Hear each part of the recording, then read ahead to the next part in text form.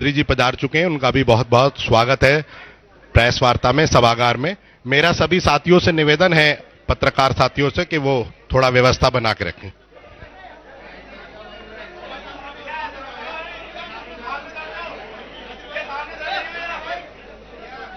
यार कहाँ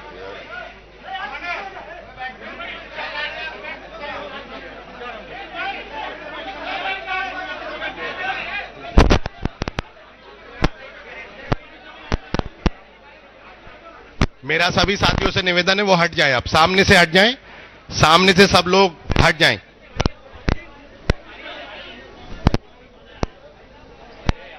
सर हम नहीं आएंगे, इधर आओ, खड़े हो जाएंगे यार, हमें तुमको दिक्कत नहीं है, लेकिन और लोग साहब मेरे नहीं आ रहे। ये इधर चल गया क्या? माइक चल गया? आगे आगे सभी पत्रकार बंधुओं को नमस्कार। हम और आप बहुत समय से इंतजार कर रहे थे और अखिलेश जी के साथ जो भी कुछ हुआ उन्होंने ट्वीट भी किया है। खैर, हम और आप जिस उत्सुकता से इंतजार कर रहे थे, बहुत लोग संशय भी लगा रहे थे संगम होगा कि नहीं, लेकिन हमारा तो संगम पहले ही हो चुका है। हमारा निर्णय ठोस है। उत्तर प्रदेश में जो हम विकास करना चाहते हैं, जिस तरह से भाईचारा और चौधरी चरण सिंह का जो समीकरण था, मूल रूप से किसान का मेरा वर्ग को संगठित करना, जो उनकी मुख्य लड़ाई थी जीवन भर, उसे आगे बढ़ाने के लिए हमने गठबंधन किया है। और आज एक ही चेहरा है पूरे उत्तर प्रदेश में जिनके पास अनुभव भी है, विजन भी है और कार्य करने की क्षमता है। तो मैं आभार व्यक्त करता हूं और मुजफ्फरनगर की इस क्रांति भूमि पे, किसानों की धरती पे अखिलेश जी का स्वागत करता हूं।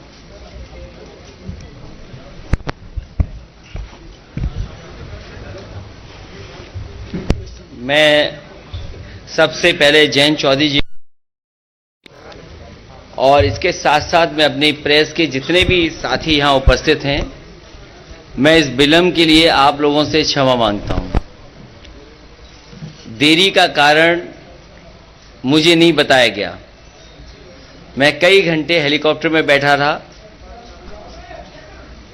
रिफ्यूल कराना पड़ा, उसके बाद मैं आपके बीच में पहुंचा हूं। मैं धन्यवाद देता हूं जिसकी भी कृपा से मैं आपके पास पहुंचा हूं। मैं पत्रकार साथियों का बहुत बहुत धन्यवाद। आज मुजफ्फरनगर में चुनाव की पहली प्रेस कॉन्फ्रेंस हो रही है। सबसे पहले मैं चौधरी चरण सिंह जी को याद करता हूं। चौधरी चरण सिंह जी ने जो रास्ता दिखाया था किसानों को मजबूत करने के लिए, उनको सशक्त करने के लिए, उनकी फसल पैदावार की सही कीमत मिल जाए और किसान का परिवार आर्थिक रूप से कैसे संपन्न हो। चौधरी चरण सिंह जी, बाबा टिकैत जी, नेताजी और अजीत सिंह जी ने लगातार समय समय पर सरकार को जगाने का काम किया। जो सरकारें गूंगी बहरी हो गई थीं, उनको जगाया, उस आंदोलन को आगे बढ़ाने का काम किया। मुझे खुशी है इस बात की कि आज जयंत चौधरी जी और हम लोग मिलकर के उस विरासत को आगे बढ़ा रहे हैं। ये चुनाव जहां किसान के भविष्य का है, नौजवान के भविष्य का है, व्यापार को आगे बढ़ाने का है, वहीं चौधरी चरण सिंह जी की विरासत को आगे बढ़ाने का भी है, जो किसानों को संपन्न बनाना चाहते थे। किसानों के लिए सपना देखा था कि वो संपन्न हों, लेकिन जो हालात हैं, भारतीय जनता पार्टी ने किसानों को कहा कि उनकी आय दोगुनी होगी, फसल समय पर खरीदी जाएगी और भुगतान भी समय पर होगा। लेकिन जिस तरीके से जो 3 कानून लाए गए बिना किसानों की राय मशवरे के, और मैं बधाई देना चाहता हूं किसानों को, उनकी ताकत का एहसास दिलाया। लोकतंत्र में किसानों ने एकजुट होकर के और सब कुछ भूल करके एक साथ खड़े होकर के मजबूर किया सरकार को, और सरकार को अंततः वो कानून वापस लेने पड़े। भारतीय जनता पार्टी आज भी नहीं कह सकती है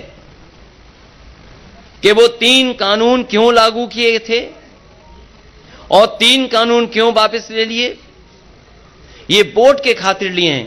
इसलिए मैं किसान भाइयों को यहां सावधान करना चाहता हूं कि भारतीय जनता पार्टी ऐसी पार्टी है, बिना बताए भी कुछ ऐसे फैसले और कानून ले आएंगे।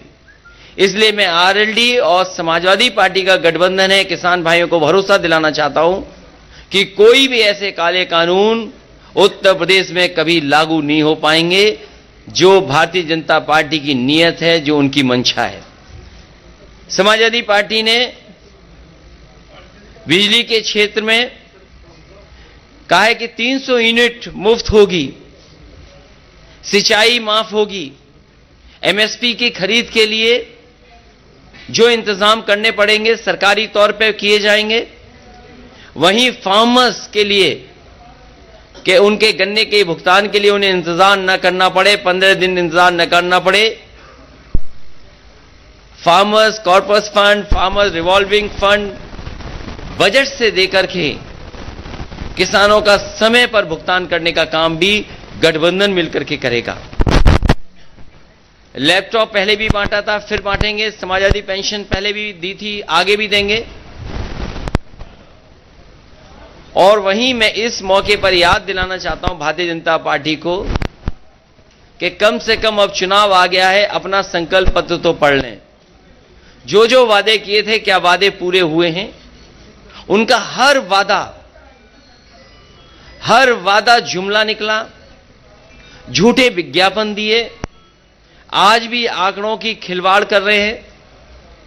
और जब भारतीय जनता पार्टी घिर जाती है तो बुनियादी मुद्दों से हट करके काम करती है। मुझे उम्मीद है कि इस क्षेत्र में हमेशा गंगा जमुनी तहजीब, भाईचारा और आपस में मिलकर के नकारात्मक सोच को हमेशा नकारा है। इस चुनाव में भी नकारात्मक सोच को नकारने का काम करेंगे। और मुझे उम्मीद है कि इस बार ऐतिहासिक जीत होने जा रही है। आरएलडी और समाजवादी पार्टी मिलकर के उत्तर प्रदेश से भारतीय जनता पार्टी का सफाया करेंगे।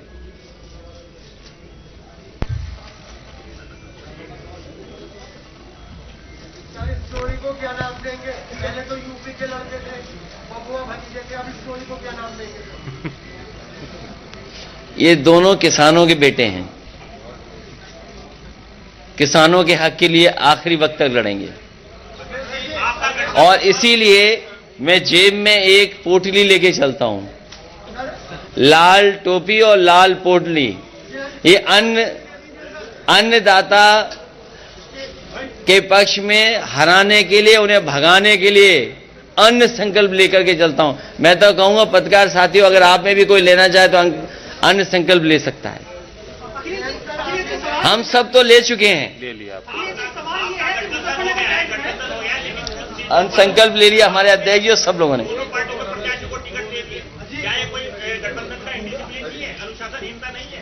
कहां पर? मार्च में दे दिया आपने, बिजनौर में आपने और दोनों ने। ये हम दोनों बैठ करके तय कर लेंगे। ये कब तय होगा? बहुत जल्दी। कुछ आज तय हो जाएगा, कुछ कल तय, कल तक आप देखेंगे सब तय हो जाएगा।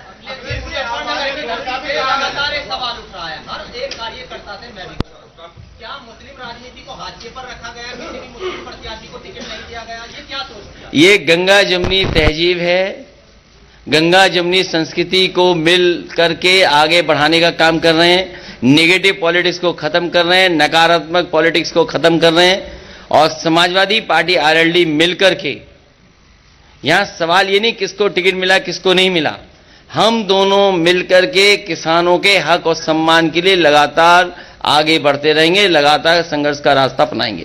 जो अखिलेश जी, सवाल यह है कि पिछले एक सप्ताह से मुजफ्फरनगर में 2013 की वीडियो मैनिपुलेटिव करके और मनगढ़ंत बनाकर वायरल की जा रही है। बीजेपी के लीडर भी जब इलाके में जाते हैं तो वही बात याद दोहराते हैं, उनके बड़े लीडर भी ये कर रहे हैं। तो क्या मौलिकता के आधार पर विकास के मुद्दे पर भारतीय जनता पार्टी बहस से बच रही है? भारतीय जनता पार्टी अभी भी पुराने ही मुद्दे उठा रही है। उनके नेता पुराने ही सवाल उठा रहे हैं। कब भारतीय जनता पार्टी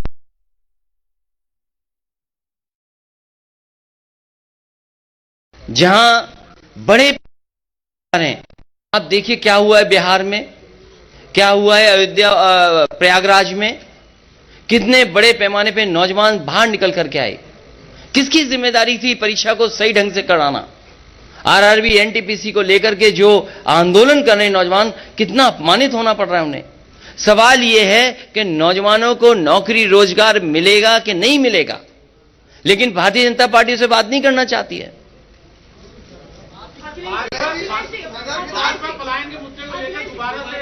इस बार भारतीय जनता पार्टी का राजनीतिक पलायन होगा। और आपने देखा नहीं हमारे बाबा मुख्यमंत्री का कैसा पलायन हुआ है।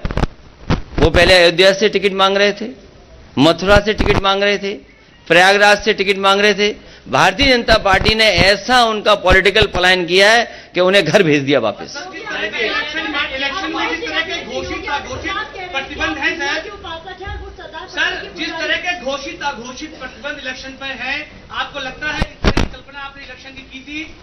भारतीय जनता पार्टी के लोग पर्चा भी बांट रहे हैं तो कोरोना फैलाने के लिए बांट रहे हैं ऐसे करके। उन्हें ये नहीं पता इलेक्शन कमीशन को ऐसे लोगों को एकदम रोक देना चाहिए जो ये भूल गए हों कि कोरोना फैलता कैसे है। मुझे खुशी है यहां जितने भी पत्रकार बैठे हैं और हम लोग सब जो इलेक्शन कमीशन की गाइडलाइन है उसका पालन कर रहे हैं। सर 300 यूनिट की जो एक पर्चा बांटा जा रहा है सर, एक पर्चा बांटा जा रहा है, एक पर्चा बांटा जा रहा है सर, और कह रहे हैं कि हम सरदार पटेल के पुजारी हैं। सर एक पर्चा बांटा जा रहा है। ये प्रिविलेज अगर किसी पर है, किसी के स्टेटमेंट को ट्विस्ट करने का, तो भारतीय जनता पार्टी पर। भारतीय जनता पार्टी कुछ भी कर सकती है, कोई भी ट्विस्ट कर सकती है।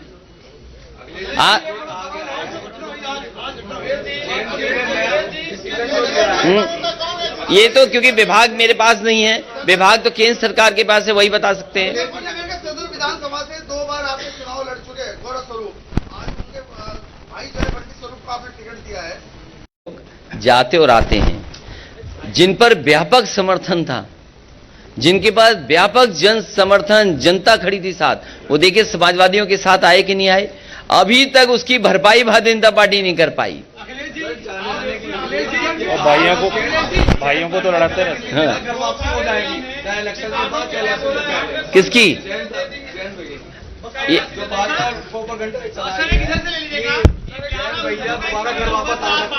आप किस पड़ोस में रहते हो? मैं उस पड़ोस में नहीं रहता, ना मेरा घर है वहां।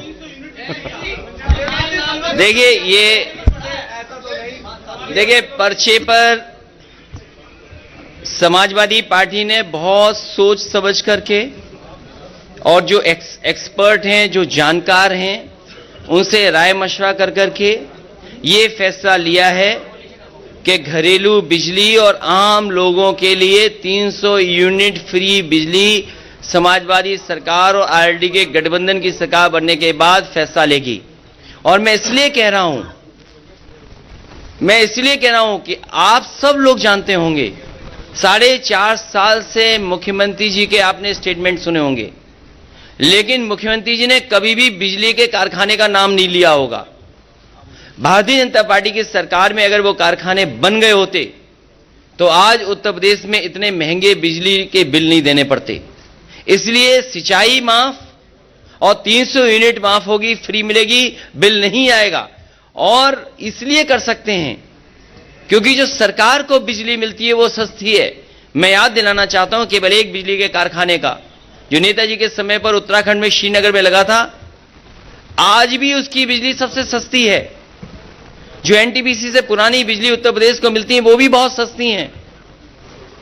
लेकिन भारतीय जनता पार्टी की 2 बार सरकार बन गई, उसके बावजूद भी बिजली का कोटा उत्तर प्रदेश का नहीं बढ़ाया।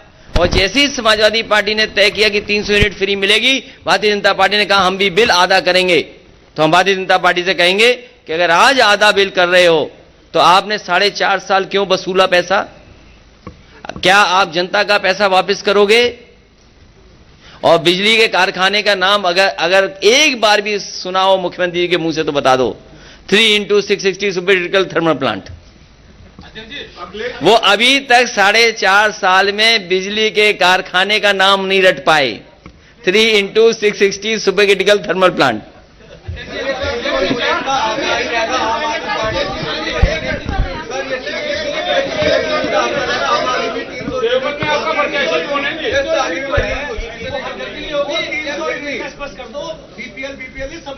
सबके लिए है, सबके लिए है।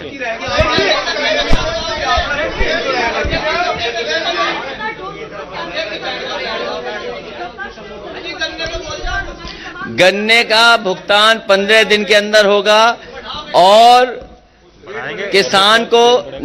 किसान को कभी भी 15 दिन से ज्यादा इंतजार नहीं करना पड़ेगा। कई बार पार्टियों ने ये वादे किए हैं, लेकिन समाजवादी पार्टी ने, अगर आपको याद होगा, जिस समय कारखानों को संकट से गुजरना पड़ रहा था, उस समय पहली बार 2000 करोड़ बजट से पैसा देकर के किसानों का भुगतान कराया था। इसीलिए मैंने कहा कि फार्मर्स कॉर्पस फंड अगर बनाना पड़ेगा तो बजट से फार्मर्स के लिए कॉर्पस फंड बनाया जाएगा, जिससे किसान को इंतजार न करना पड़े, किसान को चीनी मिल के सामने धरना न देना पड़े।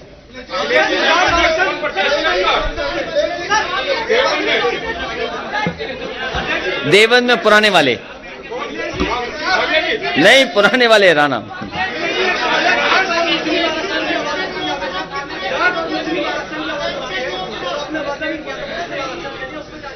देखिए, ये बड़े सवाल हैं, आरक्षण वाले बड़े सवाल हैं। मूल भावना से नहीं खिलवाड़ होनी है। और जिस समय समाजवादी सरकार थी तो लाभकारी योजनाओं में भी हर वर्ग के लोगों को आबादी के हिसाब से देने का प्रयास किया गया था।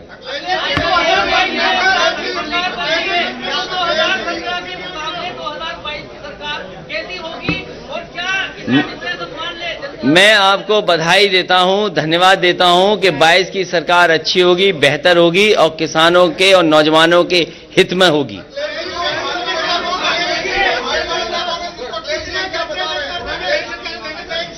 हाँ, मैं आपसे बहुत जिम्मेदारी के साथ ये कि जैसे ही समाजवादी पार्टी कोई अच्छा काम तय करती है या अच्छे काम के लिए फैसला लेती है जनता के लिए, उसी समय मुख्यमंत्री जी की भाषा बदल जाती है।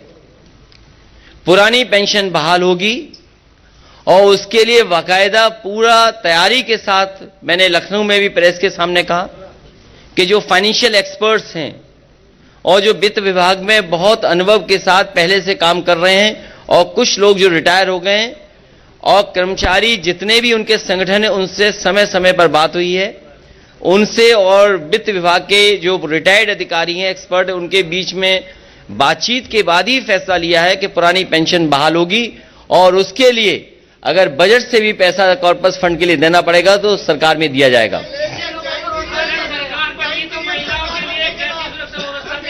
महिलाओं के लिए बेहतरीन सुरक्षा होगी, उनके लिए पहले भी सुरक्षा देने का काम समाजवादी सरकार में हुआ था।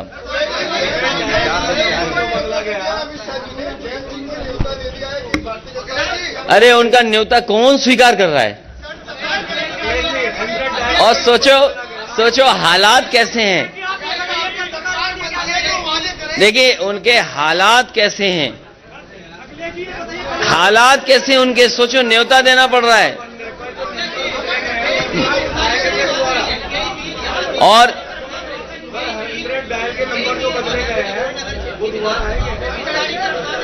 क्या चीज?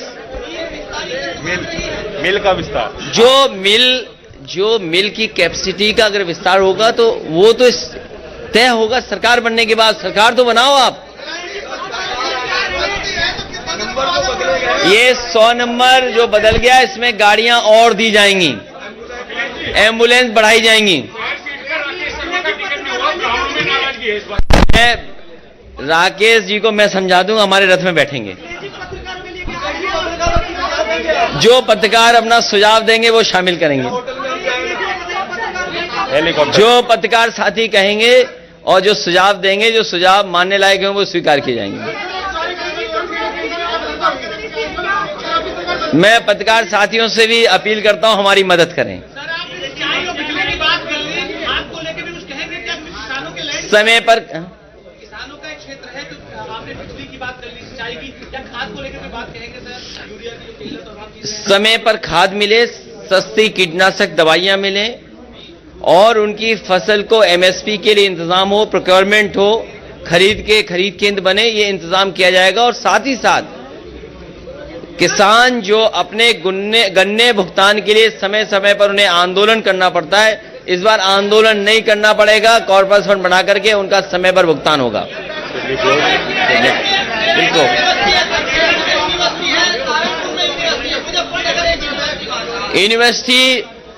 यूनिवर्सिटी बनाने में केवल वाइस चांसलर अपॉइंटमेंट करना होता है।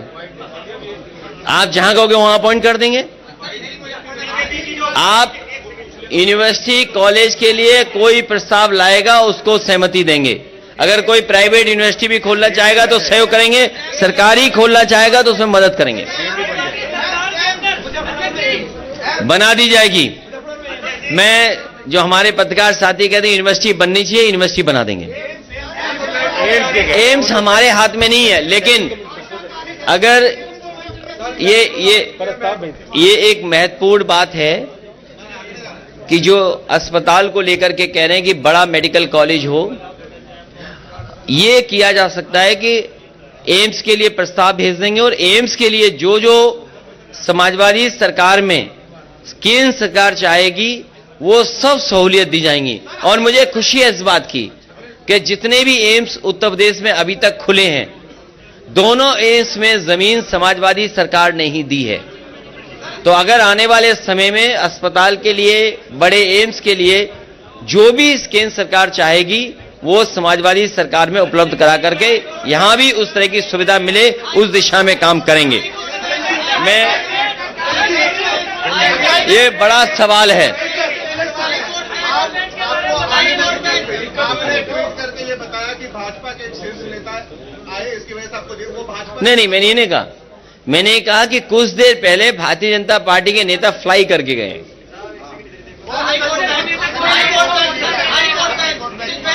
इस पे अभी नहीं बोल सकते हैं, सरकार बनने पर हम दोनों तय करेंगे। एक इसी का सवाल है। मैं आपको एक व्यवस्था से संबंधित बात बताना चाह रहा हूं। एक सवाल किया गया था कि चुनाव के नियमों का अनुपालन। कल हमारे बुढ़ाना क्षेत्र के जो प्रत्याशी हैं राजपाल बालियान जी, ऑनलाइन उन्होंने निवेदन किया ईसी में कि एक वीडियो वैन वो चलाना चाहते हैं।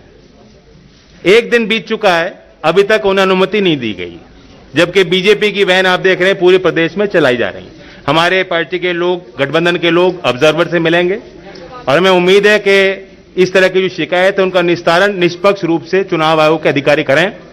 और मैं आपको बताना चाहता हूं कि कर्मचारियों में बहुत भारी रोष है, नाराजगियां हैं सरकार से और उम्मीद के साथ गठबंधन की तरफ वो देख रहे हैं। ओपीएस की बात अखिलेश जी ने कही है, कई वादे हमने किए। आज स्थिति यह है कि पोस्टल बैलेट की व्यवस्था में अधिकारी उनके वोटर आई कार्ड मंगवा रहे हैं। मैं निवेदन करना चाहूंगा सभी कर्मचारी से, पुलिस कर्मियों से जिनकी वोट पोस्टल बैलेट से पड़नी है, सतर्क रहें। बैलेट पेपर लेकर वोट बना के ही दें। अपने वोटर कार्ड को अधिकारी भी मांगे, उसको ऐसे ना दें। धन्यवाद।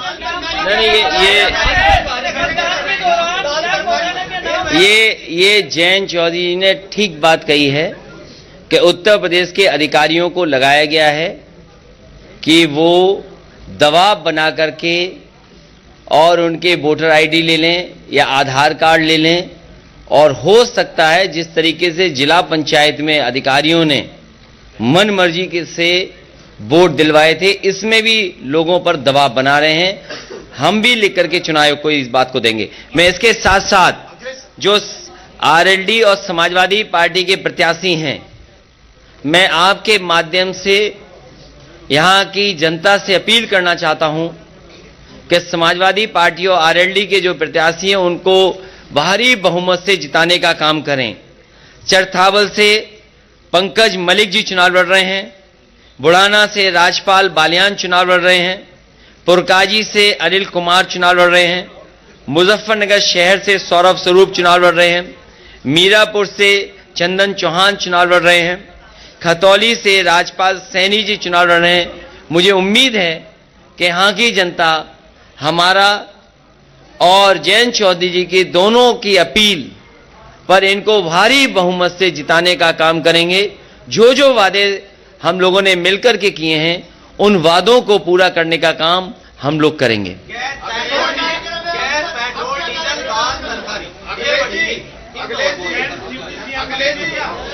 ये जानबूझ करके भारतीय जनता पार्टी लोगों को गरीब बना रही है, जिससे किसान गरीब निर्भर हो जाएं सरकारी राशन पे, सरकारी कड़वे तेल पर। और मैं आपको भरोसा दिलाता हूं, हमारे पत्रकार साथी ने जो कहा है कि जो महंगाई हुई है सरसों के तेल की, आप भी प्रचार के माध्यम से रिफाइंड तेल मत खाइए। जो रिफाइंड तेल का प्रचार होता है आप भी उसमें बहक जाते हैं और आप भी खा लेते हैं। आप अपना शुद्ध सरसों का तेल और घर का बनाया हुआ घी के इससे ही खाना बनाएं और खाएं। और समाजवादी सरकार बनने पर उत्तर प्रदेश के कुछ इलाके ऐसे हैं जैसे बुंदेलखंड, जहां पर बड़े पैमाने पर सरसों के तेल की पैदावार हो सकती है। मैं जब बुंदेलखंड गया था तो मैंने कहा था कि सरकार के अलग से अगर हमें सरसों के तेल की पेराई के लिए कारखाने लगाने पड़े तो लगाएंगे, जिससे कि हमारा बुंदेलखंड के किसान को भी लाभ पहुंच जाए और उत्तर प्रदेश को कम से कम सस्ता सरसों का तेल उपलब्ध हो जाए खाने के लिए।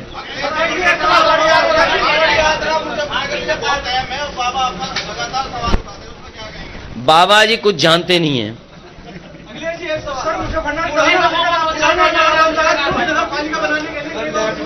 ये बहुत छोटा काम है, बड़ा काम करेंगे।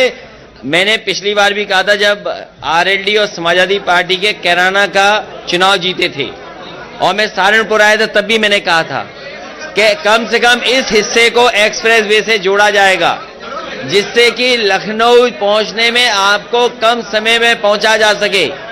भारतीय जनता पार्टी का तो गंगा एक्सप्रेस वे कब बनेगा कोई नहीं जानता, लेकिन इस हिस्से को जोड़ने के लिए अगर नया ग्रीनफील्ड एक्सप्रेस वे बनाना पड़ेगा तो समाजवादी पार्टी और आरएलडी दोनों मिलकर के एक ग्रीनफील्ड एक्सप्रेस बनाएंगे, जिससे कि लखनऊ पहुंचना आसान हो जाए। जब गृहमंत्री अमित शाह आए और किराना की सड़कों में घूमे, उन्होंने बार-बार एक मुद्दा उठाया कि हमने 5 सालों में सुरक्षा व्यवस्था में बहुत आमूल परिवर्तन किए। जो रंगदारी थी, जो गुंडागर्दी थी, उसको हटा दिया। जाहिर तौर पर निशाना अपनी सरकार पर था, पूरी वर्दी सरकार। मैं ये कह सकता हूं कि जिस विभाग के वो मंत्री हैं उस विभाग के आंकड़े उनको पलट करके देखना चाहिए, और जब उसके आंकड़े देखेंगे तो पाएंगे कि सबसे खराब कानून व्यवस्था में अगर कोई प्रदेश है तो उत्तर प्रदेश है। और वहीं बड़े पैमाने पर भेदभाव हुआ है। भेदभाव के साथ साथ जो बड़ी बड़ी संस्थाएं, नेशनल ह्यूमन राइट कमीशन हो, उसने सबसे ज्यादा नोटिस उत्तर प्रदेश की सरकार को दिए हैं।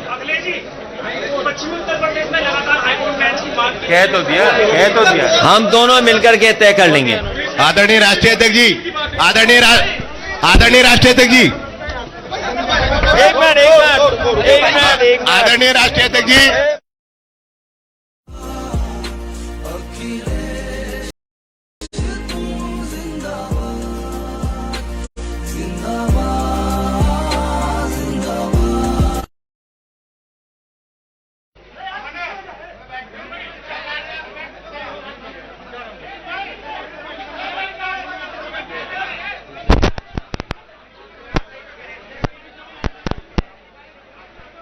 मेरा सभी साथियों से निवेदन है वो हट जाएं, आप सामने से हट जाएं, सामने से सब लोग हट जाएं।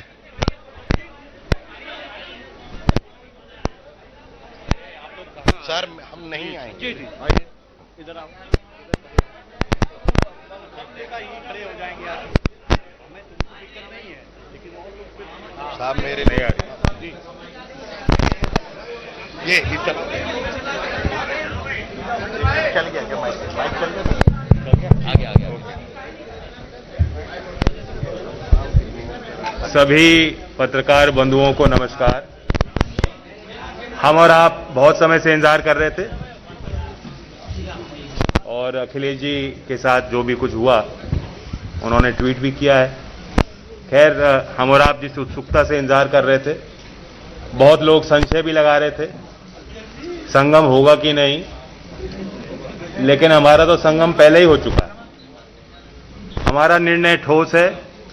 उत्तर प्रदेश में जो हम विकास करना चाहते हैं, जिस तरह से भाईचारा और चौधरी चरण सिंह का जो समीकरण था, मूल रूप से किसान का मेरा वर्ग को संगठित करना, जो उनकी मुख्य लड़ाई थी जीवन भर, उसे आगे बढ़ाने के लिए हमने गठबंधन किया है।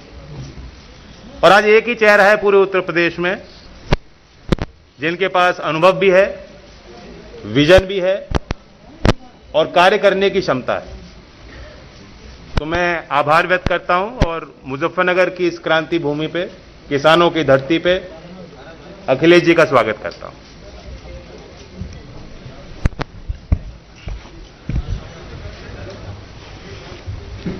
मैं सबसे पहले जयंत चौधरी जी और इसके साथ साथ मैं अपनी प्रेस के जितने भी साथी यहां उपस्थित हैं, मैं इस विलंब के लिए आप लोगों से क्षमा मांगता हूं। देरी का कारण मुझे नहीं बताया गया। मैं कई घंटे हेलीकॉप्टर में बैठा रहा, रिफ्यूल कराना पड़ा, उसके बाद मैं आपके बीच में पहुंचा हूं। मैं धन्यवाद देता हूं जिसकी भी कृपा से मैं आपके पास पहुंचा हूं। मैं पत्रकार साथियों का बहुत बहुत धन्यवाद। आज मुजफ्फरनगर में चुनाव की पहली प्रेस कॉन्फ्रेंस हो रही है। सबसे पहले मैं चौधरी चरण सिंह जी को याद करता हूं। चौधरी चरण सिंह जी ने जो रास्ता दिखाया था किसानों को मजबूत करने के लिए, उनको सशक्त करने के लिए, उनकी फसल पैदावार की सही कीमत मिल जाए और किसान का परिवार आर्थिक रूप से कैसे संपन्न हो। चौधरी चरण सिंह जी, बाबा टिकैत जी, नेताजी और अजीत सिंह जी ने लगातार समय समय पर सरकार को जगाने का काम किया। जो सरकारें गूंगी बहरी हो गई थीं, उनको जगाया, उस आंदोलन को आगे बढ़ाने का काम किया। मुझे खुशी है इस बात की कि आज जयंत चौधरी जी और हम लोग मिलकर के उस विरासत को आगे बढ़ा रहे हैं। ये चुनाव जहां किसान के भविष्य का है, नौजवान के भविष्य का है, व्यापार को आगे बढ़ाने का है, वहीं चौधरी चरण सिंह जी की विरासत को आगे बढ़ाने का भी है, जो किसानों को संपन्न बनाना चाहते थे। किसानों के लिए सपना देखा था कि वो संपन्न हों, लेकिन जो हालात हैं, भारतीय जनता पार्टी ने किसानों को कहा कि उनकी आय दोगुनी होगी, फसल समय पर खरीदी जाएगी और भुगतान भी समय पर होगा। लेकिन जिस तरीके से जो 3 कानून लाए गए बिना किसानों की राय मशवरे के, और मैं बधाई देना चाहता हूं किसानों को, उनकी ताकत का एहसास दिलाया। लोकतंत्र में किसानों ने एकजुट होकर के और सब कुछ भूल करके एक साथ खड़े होकर के मजबूर किया सरकार को, और सरकार को अंततः वो कानून वापस लेने पड़े। भारतीय जनता पार्टी आज भी नहीं कह सकती है कि वो 3 कानून क्यों लागू किए थे और 3 कानून क्यों वापस ले लिए। ये वोट के खातिर लिए हैं। इसलिए मैं किसान भाइयों को यहां सावधान करना चाहता हूं कि भारतीय जनता पार्टी ऐसी पार्टी है, बिना बताए भी कुछ ऐसे फैसले और कानून ले आएंगे। इसलिए मैं आरएलडी और समाजवादी पार्टी का गठबंधन है, किसान भाइयों को भरोसा दिलाना चाहता हूं कि कोई भी ऐसे काले कानून उत्तर प्रदेश में कभी लागू नहीं हो पाएंगे। जो भारतीय जनता पार्टी की नीयत है, जो उनकी मंशा है। समाजवादी पार्टी ने बिजली के क्षेत्र में कहा है कि 300 यूनिट मुफ्त होगी, सिंचाई माफ होगी, एमएसपी की खरीद के लिए जो इंतजाम करने पड़ेंगे सरकारी तौर पे किए जाएंगे। वहीं फार्मर्स के लिए कि उनके गन्ने के भुगतान के लिए उन्हें इंतजार न करना पड़े, 15 दिन इंतजार न करना पड़े। Farmers corpus fund, farmers revolving fund budget से देकर के किसानों का समय पर भुगतान करने का काम भी गठबंधन मिलकर के करेगा। लैपटॉप पहले भी बांटा था, फिर बांटेंगे। समाजवादी पेंशन पहले भी दी थी, आगे भी देंगे। और वहीं मैं इस मौके पर याद दिलाना चाहता हूं भारतीय जनता पार्टी को कि कम से कम अब चुनाव आ गया है, अपना संकल्प पत्र तो पढ़ लें। जो जो वादे किए थे, क्या वादे पूरे हुए हैं? उनका हर वादा जुमला निकला, झूठे विज्ञापन दिए, आज भी आंकड़ों की खिलवाड़ कर रहे हैं। और जब भारतीय जनता पार्टी घिर जाती है तो बुनियादी मुद्दों से हट करके काम करती है। मुझे उम्मीद है कि इस क्षेत्र में हमेशा गंगा जमुनी तहजीब, भाईचारा और आपस में मिलकर के नकारात्मक सोच को हमेशा नकारा है। इस चुनाव में भी नकारात्मक सोच को नकारने का काम करेंगे। और मुझे उम्मीद है कि इस बार ऐतिहासिक जीत होने जा रही है। आरएलडी और समाजवादी पार्टी मिलकर के उत्तर प्रदेश से भारतीय जनता पार्टी का सफाया करेंगे।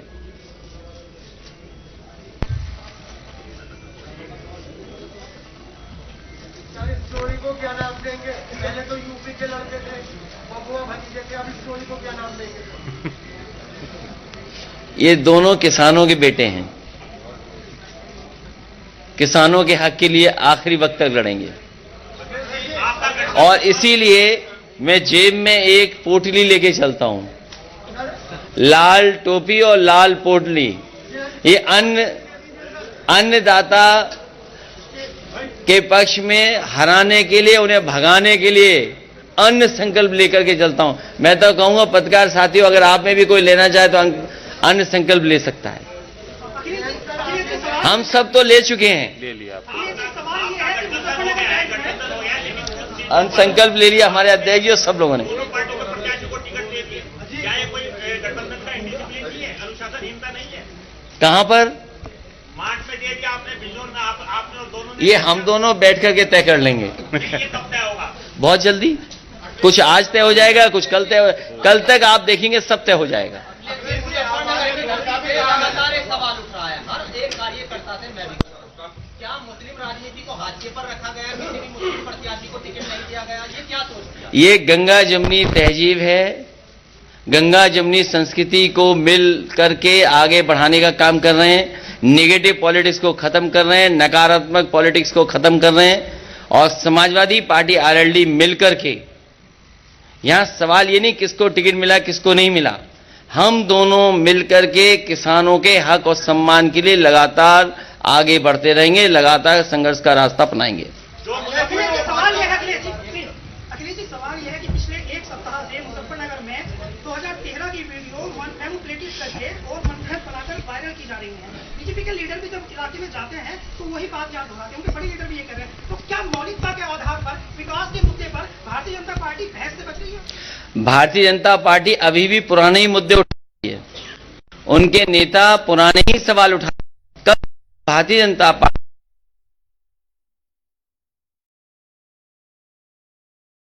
जहां बड़े हैं, आप देखिए क्या हुआ है बिहार में, क्या हुआ है अयोध्या प्रयागराज में, कितने बड़े पैमाने पे नौजवान बाहर निकल करके आए।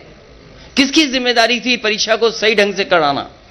आरआरबी एनटीपीसी को लेकर के जो आंदोलन कर रहे नौजवान, कितना अपमानित होना पड़ रहा है उन्हें। सवाल यह है कि नौजवानों को नौकरी रोजगार मिलेगा कि नहीं मिलेगा, लेकिन भारतीय जनता पार्टी से बात नहीं करना चाहती है।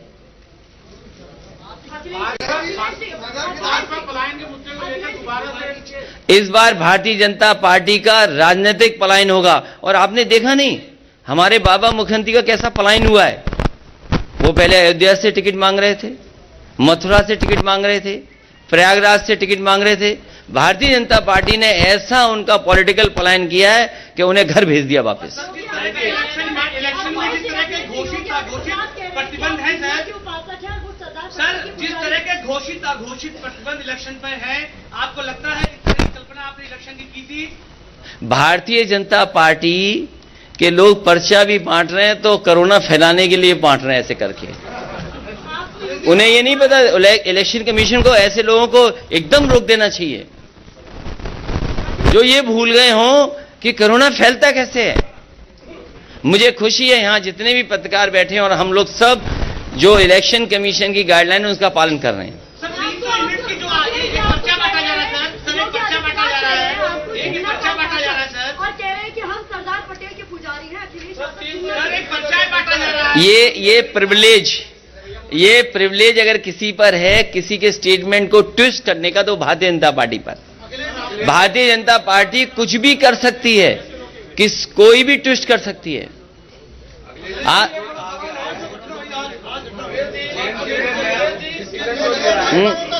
ये तो क्योंकि विभाग मेरे पास नहीं है, विभाग तो केंद्र सरकार के पास है, वही बता सकते हैं। सदर विधानसभा से 2 बार आपने चुनाव लड़ चुके हैं, गौरव स्वरूप।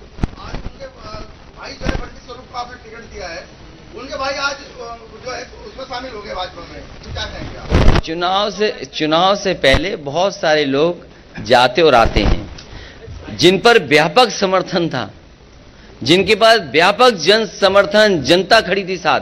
वो देखिए समाजवादियों के साथ आए कि नहीं आए, अभी तक उसकी भरपाई भारतीय जनता पार्टी नहीं कर पाई। और भाइयों को तो लड़ाते रहते हैं। किसकी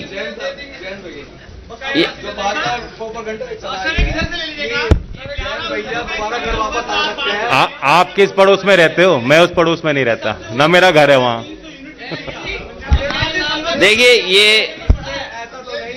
देखिए पर्चे पर समाजवादी पार्टी ने बहुत सोच समझ करके और जो एक्सपर्ट हैं, जो जानकार हैं, उनसे राय मशवरा कर करके ये फैसला लिया है कि घरेलू बिजली और आम लोगों के लिए 300 यूनिट फ्री बिजली समाजवादी सरकार और आरएलडी के गठबंधन की सरकार बनने के बाद फैसला लेगी। और मैं इसलिए कह रहा हूं कि आप सब लोग जानते होंगे, 4.5 साल से मुख्यमंत्री जी के आपने स्टेटमेंट सुने होंगे, लेकिन मुख्यमंत्री जी ने कभी भी बिजली के कारखाने का नाम नहीं लिया होगा। भारतीय जनता पार्टी की सरकार में अगर वो कारखाने बन गए होते तो आज उत्तर प्रदेश में इतने महंगे बिजली के बिल नहीं देने पड़ते। इसलिए सिंचाई माफ और 300 यूनिट माफ होगी, फ्री मिलेगी, बिल नहीं आएगा। और इसलिए कर सकते हैं क्योंकि जो सरकार को बिजली मिलती है वो सस्ती है। मैं याद दिलाना चाहता हूं केवल एक बिजली के कारखाने का जो नेताजी के समय पर उत्तराखंड में श्रीनगर में लगा था, आज भी उसकी बिजली सबसे सस्ती है। जो एनटीपीसी से पुरानी बिजली उत्तर प्रदेश को मिलती है वो भी बहुत सस्ती हैं। लेकिन भारतीय जनता पार्टी की 2 बार सरकार बन गई, उसके बावजूद भी बिजली का कोटा उत्तर प्रदेश का नहीं बढ़ाया। और जैसे ही समाजवादी पार्टी ने तय किया कि 300 यूनिट फ्री मिलेगी, भारतीय जनता पार्टी ने कहा हम भी बिल आधा करेंगे। तो हम भारतीय जनता पार्टी से कहेंगे कि अगर आज आधा बिल कर रहे हो तो आपने 4.5 साल क्यों वसूला पैसा? क्या आप जनता का पैसा वापस करोगे? और बिजली के कारखाने का नाम अगर एक बार भी सुना हो मुख्यमंत्री जी के मुंह से तो बता दो, 3x660 super critical thermal plant. वो अभी तक 4.5 साल में बिजली के कारखाने का नाम नहीं रट पाए। 3x660 super critical thermal plant.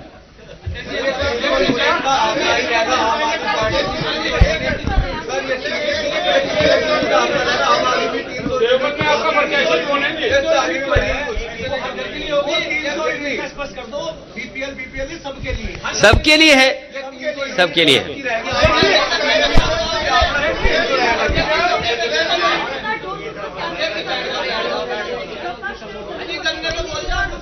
गन्ने का भुगतान 15 दिन के अंदर होगा और किसान को कभी भी 15 दिन से ज्यादा इंतजार नहीं करना पड़ेगा।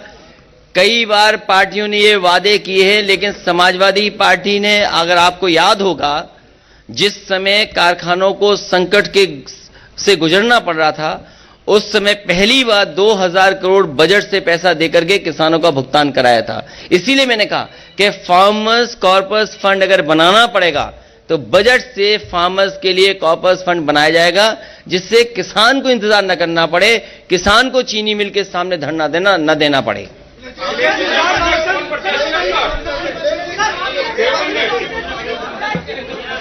देवबंद में पुराने वाले नहीं, पुराने वाले राणा।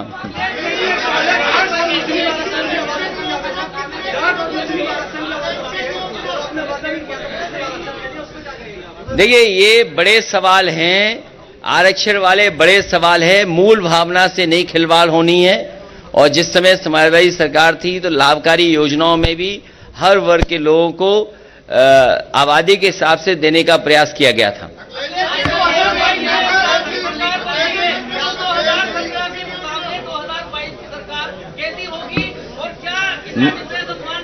मैं आपको बधाई देता हूं, धन्यवाद देता हूं कि 22 की सरकार अच्छी होगी, बेहतर होगी और किसानों के और नौजवानों के हित में होगी।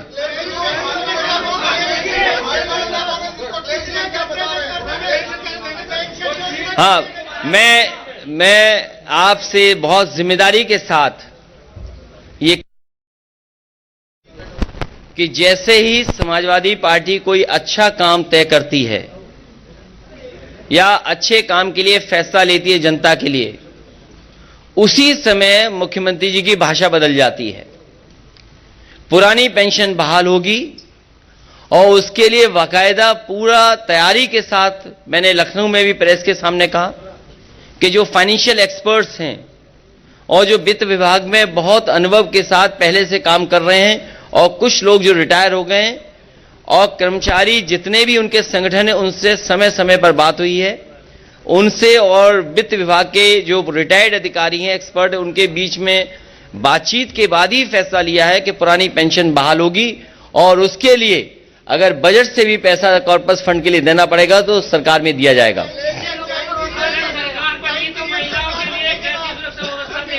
महिलाओं के लिए बेहतरीन सुरक्षा होगी, उनके लिए पहले भी सुरक्षा देने का काम समाजवादी सरकार में हुआ था।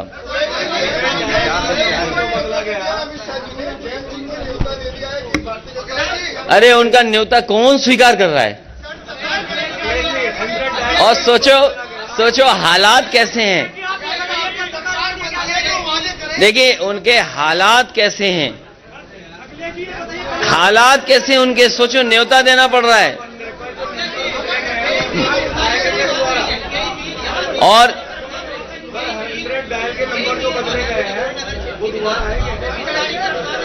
क्या चीज? मिल का विस्तार। जो मिल की कैपेसिटी का अगर विस्तार होगा तो वो तो तय होगा सरकार बनने के बाद। सरकार तो बनाओ आप। ये 100 नंबर जो बदल गया, इसमें गाड़ियां और दी जाएंगी, एम्बुलेंस बढ़ाई जाएंगी। राकेश जी को मैं समझा दूंगा, हमारे रथ में बैठेंगे। जो पत्रकार अपना सुझाव देंगे वो शामिल करेंगे, जो पत्रकार साथी कहेंगे और जो सुझाव देंगे, जो सुझाव मानने लायक होंगे वो स्वीकार किए जाएंगे। मैं पत्रकार साथियों से भी अपील करता हूं हमारी मदद करें। समय पर किसानों का एक क्षेत्र है, तो आपने बिजली की बात कर ली, सिंचाई की, या खाद को लेकर कोई बात कहेंगे सर? यूरिया की जो किल्लत और बाकी समय पर खाद मिले, सस्ती कीटनाशक दवाइयां मिले और उनकी फसल को एमएसपी के लिए इंतजाम हो, प्रोक्योरमेंट हो, खरीद केंद्र बने, ये इंतजाम किया जाएगा। और साथ ही साथ किसान जो अपने गन्ने भुगतान के लिए समय समय पर उन्हें आंदोलन करना पड़ता है, इस बार आंदोलन नहीं करना पड़ेगा, कॉर्पस फंड बना करके उनका समय पर भुगतान होगा। बिल्कुल।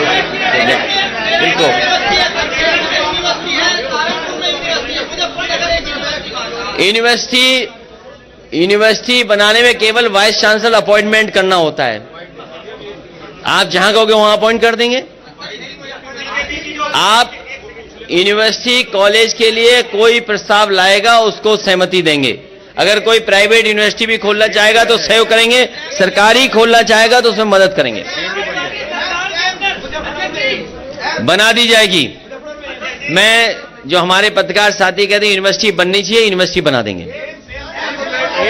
एम्स हमारे हाथ में नहीं है, लेकिन अगर ये एक महत्वपूर्ण बात है कि जो अस्पताल को लेकर के कह रहे हैं कि बड़ा मेडिकल कॉलेज हो, ये किया जा सकता है कि एम्स के लिए प्रस्ताव भेज देंगे और एम्स के लिए जो जो समाजवादी सरकार में केंद्र सरकार चाहेगी वो सब सहूलियत दी जाएंगी। और मुझे खुशी है इस बात की कि जितने भी एम्स उत्तर प्रदेश में अभी तक खुले हैं, दोनों एम्स में जमीन समाजवादी सरकार ने ही दी है। तो अगर आने वाले समय में अस्पताल के लिए, बड़े एम्स के लिए जो भी केंद्र सरकार चाहेगी वो समाजवादी सरकार में उपलब्ध करा करके यहां भी उस तरह की सुविधा मिले, उस दिशा में काम करेंगे। ये बड़ा सवाल है। आपने ट्वीट करके ये बताया कि भाजपा के एक शीर्ष नेता आए, इसकी वजह से आपको वो भाजपा नहीं, मैंने ये नहीं कहा। मैंने कहा कि कुछ देर पहले भारतीय जनता पार्टी के नेता फ्लाई करके गए।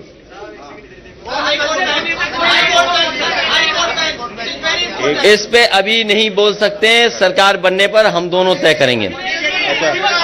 एक इसी का सवाल है। मैं आपको एक व्यवस्था से संबंधित बात बताना चाह रहा हूं। एक सवाल किया गया था कि चुनाव के नियमों का अनुपालन।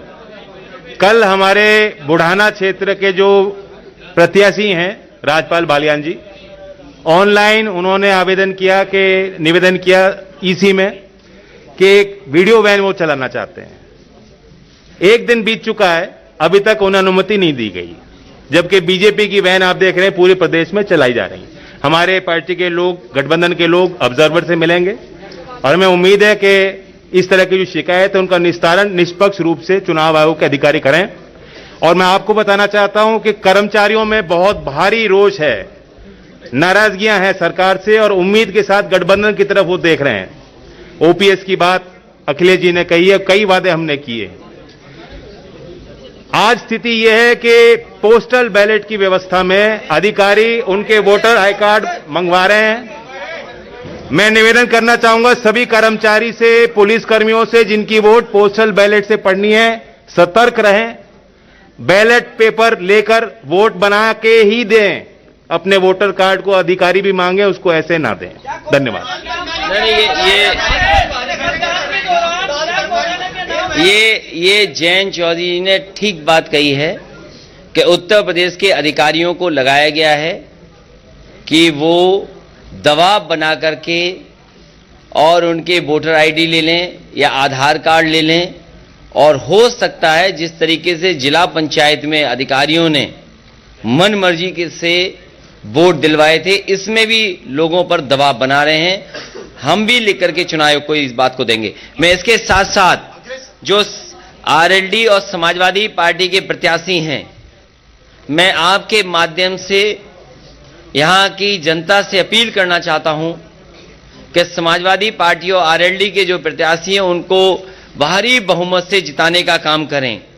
चरथावल से पंकज मलिक जी चुनाव लड़ रहे हैं, बुढ़ाना से राजपाल बालियान चुनाव लड़ रहे हैं, पुरकाजी से अनिल कुमार चुनाव लड़ रहे हैं, मुजफ्फरनगर शहर से सौरभ स्वरूप चुनाव लड़ रहे हैं, मीरापुर से चंदन चौहान चुनाव लड़ रहे हैं, खतौली से राजपाल सैनी जी चुनाव लड़ रहे हैं। मुझे उम्मीद है कि यहाँ की जनता हमारा और जयंत चौधरी जी की दोनों की अपील पर इनको भारी बहुमत से जिताने का काम करेंगे। जो जो वादे हम लोगों ने मिलकर के किए हैं उन वादों को पूरा करने का काम हम लोग करेंगे।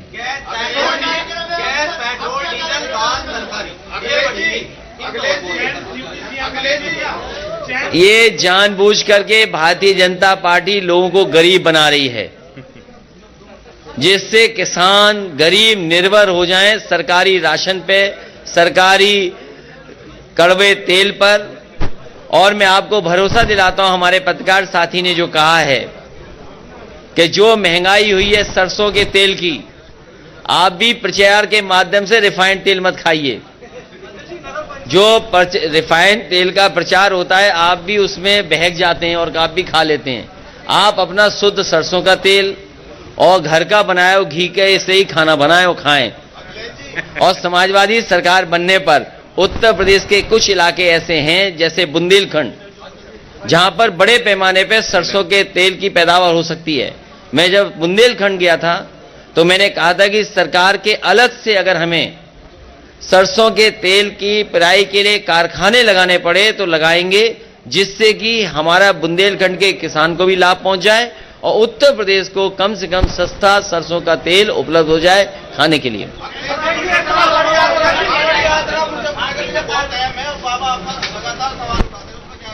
बाबा जी कुछ जानते नहीं हैं।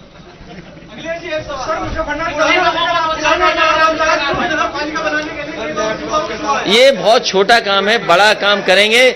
मैंने पिछली बार भी कहा था जब आरएलडी और समाजवादी पार्टी के कैराना का चुनाव जीते थे और मैं सहारनपुर आया था, तब भी मैंने कहा था कि कम से कम इस हिस्से को एक्सप्रेस वे से जोड़ा जाएगा, जिससे कि लखनऊ पहुंचने में आपको कम समय में पहुंचा जा सके।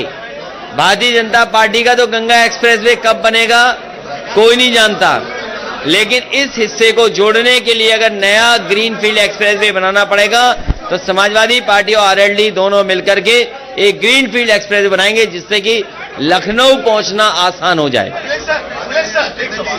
जब गृह मंत्री अमित शाह आए और कैराना की सड़कों में घूमे तो उन्होंने बार बार एक मुद्दा उठाया कि हमने 5 सालों में सुरक्षा व्यवस्था में बहुत आमूल परिवर्तन किए। जो रंगदारी थी, जो गुंडागर्दी थी, उसको खत्म किया। जाहिर तौर पर निशाना अपनी सरकार पर था, पूर्ववर्ती सरकार। मैं ये कह सकता हूं कि जिस विभाग के वो मंत्री हैं उस विभाग के आंकड़े उनको पलट करके देखना चाहिए, और जब उसके आंकड़े देखेंगे तो पाएंगे कि सबसे खराब कानून व्यवस्था में अगर कोई प्रदेश है तो उत्तर प्रदेश है। और वहीं बड़े पैमाने पर भेदभाव हुआ है। भेदभाव के साथ साथ जो बड़ी बड़ी संस्थाएं, नेशनल ह्यूमन राइट कमीशन हो, उसने सबसे ज्यादा नोटिसेज उत्तर प्रदेश की सरकार को दिए हैं। कह तो दिया हम दोनों मिलकर के तय कर लेंगे। आदरणीय राष्ट्रीय अध्यक्ष जी, आदरणीय राष्ट्रीय अध्यक्ष जी, एक मिनट आदरणीय राष्ट्रीय अध्यक्ष जी।